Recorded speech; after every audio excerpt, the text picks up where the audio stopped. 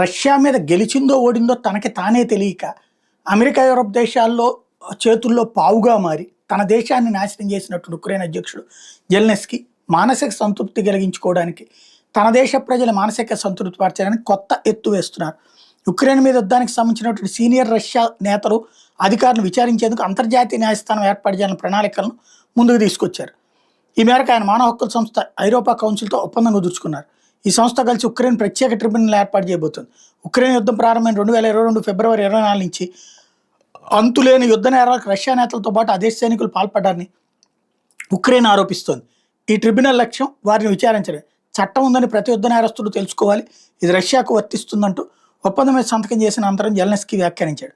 రష్యాలోని క్లర్క్ ప్రాంతానికి సైనిక నిర్మాణ సిబ్బందిని మందుపాత్రను విధ్వంసం చేసి నిపుణులు పంపించేందుకు ఉత్తర కొరియా ప్రణాళికలు రచిస్తున్న నేపథ్యంలో ఈ తరలం మీద జూలై లేదా ఆగస్టులో జరగాల్సిన దక్షిణ కొరియా నిఘా వర్గాలు అంచనా వేస్తున్న సందర్భంలో ఈ స్టేట్మెంటు అంటే రష్యా బలహీనపడిపోయింది అన్నటువంటి పిచ్చ ఆలోచనతో చేస్తున్నట్టున్నాడు.